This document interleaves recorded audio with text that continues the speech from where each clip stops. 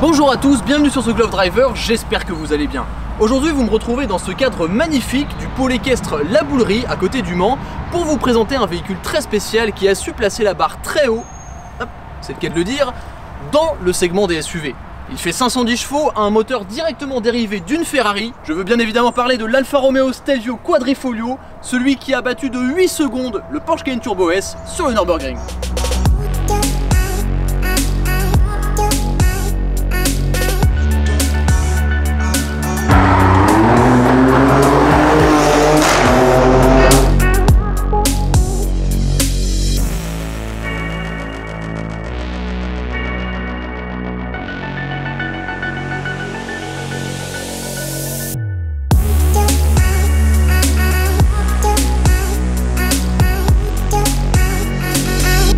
Changement de décor maintenant, nous sommes dans le parc de l'hôtel Country Club, toujours à côté du Mans, pour vous présenter ce superbe Alfa Romeo Stelvio Quadrifoglio qui nous a évidemment été prêté très gentiment par Benoît de la concession NSA Automobile, Jeep, Alfa Romeo et Fiat Le Mans. Ce Stelvio Quadrifoglio a été dévoilé au Salon de Genève en 2017 avec des arguments plutôt imposants. À l'avant, un V6 2,9 litres biturbo directement issu de la Californiate, auquel on a seulement enlevé 2 cylindres, qui développe 510 chevaux. À l'extérieur, alors vous le voyez déjà, la voiture est quand même assez agressive. On a une superbe peinture grise métallisée qui va vraiment bien avec ses jantes noires et ses étriers noirs. Alors pour reconnaître un Alfa Romeo Stelvio Quadrifoglio, à l'avant, il faut le dire, c'est assez subtil. Les seules différences qu'on a sont ce pare-choc légèrement redessiné et ces grosses sorties d'air sur le capot. Notre modèle du jour dispose de beaucoup d'options, par exemple les feux xénon directionnels et adaptatifs, le système anti-collision et le cruise control adaptatif. Ensuite nous avons les jantes, le trèfle qui a une histoire particulière si vous ne le saviez pas. Le logo Alfa Romeo était autrefois sur les voitures de course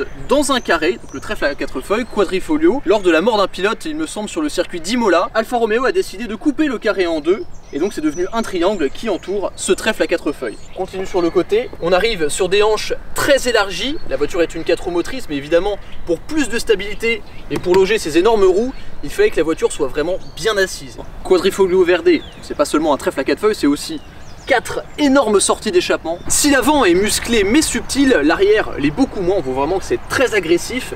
Un détail que j'adore, il y a cette ligne qui court ici le long de la carrosserie et qui s'y termine en S, comme Stelvio.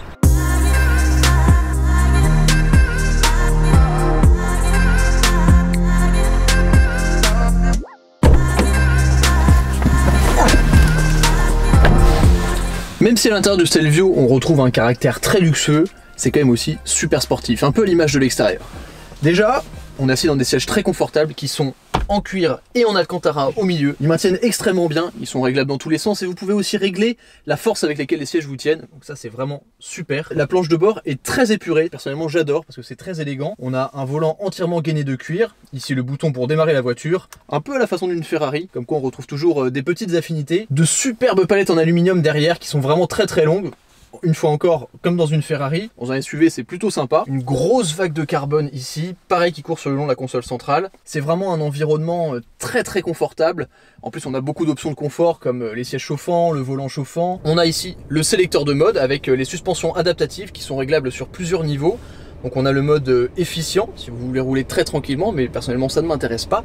Le mode normal, le mode dynamique et le mode race. Il faut savoir qu'en mode race, les aides sont déconnectées et la voiture a une légère tendance survireuse, malgré le fait que ça soit une 4 roues motrices. Le pommeau de boîte de vitesse, très simple mais plutôt joli.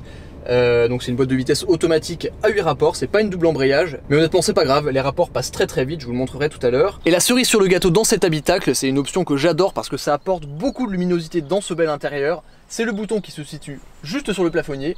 C'est le toit ouvrant. Bon maintenant, assez parlé options, on va aller essayer ce Stelvio sur les petites routes.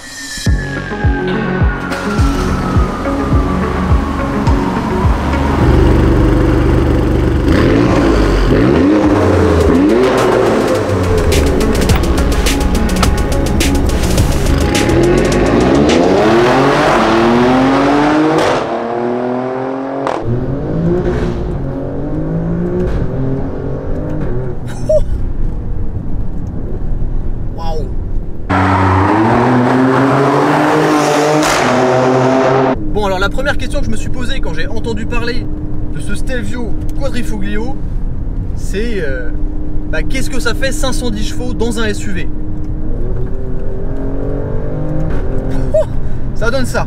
Quand on regarde un peu l'histoire d'Alfa Romeo, on aurait plus tendance à se dire qu'ils ont toujours fait des voitures légères, sportives, certes puissantes. On peut le dire, ils n'étaient pas prédestinés à faire des SUV.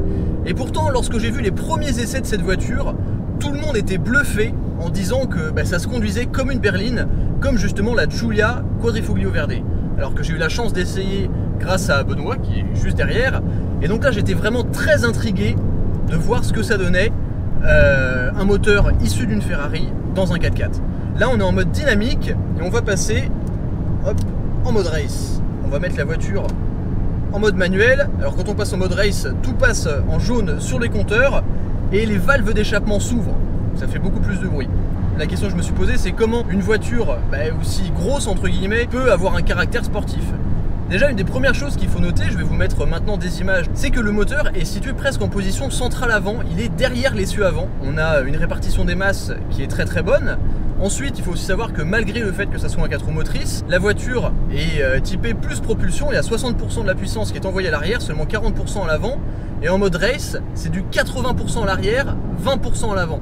Donc quand on sait que c'est un 4x4 SUV typé propulsion avec 510 chevaux, on se doute qu'il y a quelque chose d'assez spécial. Vous avez entendu déjà l'échappement, ça joue une grande part dans le côté très spécial de cette voiture. Alfa Romeo annonce un peu moins de 1700 kg. Bon, après, avec les pleins des personnes dedans, etc., on est 1700-1800, mais ça reste quand même très léger pour une voiture de cette taille avec un gros V6 à l'avant, le système 4 roues motrices, etc. Aujourd'hui, toutes les voitures sportives ont des boîtes à double embrayage. Là, c'est une boîte automatique, très classique, mais les rapports passent super rapidement.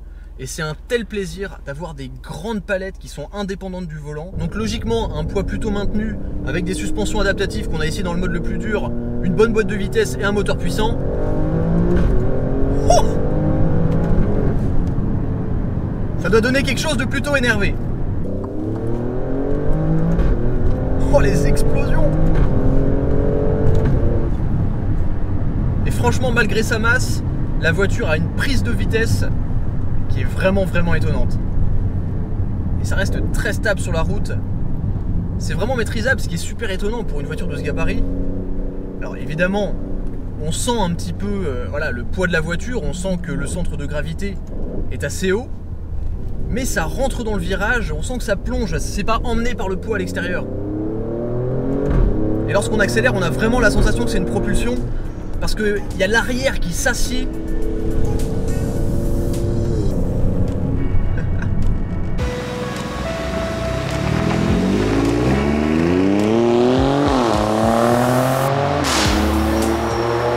Je suis vraiment étonné de la précision du train avant, il est incisif en virage.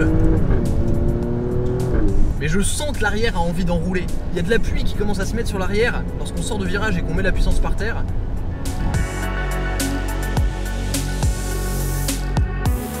Il faut savoir que la voiture tient encore aujourd'hui le titre de SUV le plus rapide du monde sur le Nürburgring, puisque Lamborghini n'a pas encore annoncé de temps officiel sur le Nürburgring avec le Urus. Alors oui, je vous vois venir. Vous allez me dire dans les commentaires, Erwan, mais où sont passés tes gants? Passage sur le circuit, j'ai mis les gants, c'est parti.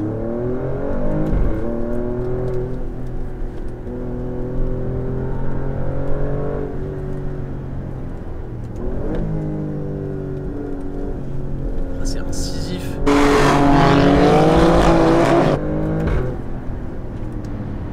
Et les freins Brembo font un super travail, rétrogradage immédiat, plonge dans la corde, la voiture est précise, bon freinage, hop, rétrogradage, troisième, deuxième.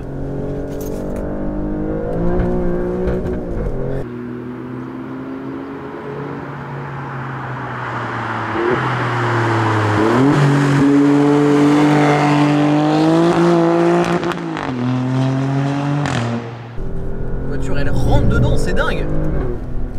Freinage encore. Ce bruit. Pour moi, un comportement sportif comme ça a presque rien à faire dans un SUV. Et pourtant, on est assis dedans. Je le répète, mais c'est massif comme voiture. Moi, je suis désolé. Quand je pense à une voiture sportive, je pense à quelque chose de très léger, à quelque chose avec un poids super réduit, etc. Là, la voiture est quand même grosse. C'est une voiture familiale. Il y a du coffre. Vous pouvez emmener vos enfants à l'arrière. C'est une voiture, c'est un Stelvio, donc c'est une voiture pratique. pour aller vite aussi.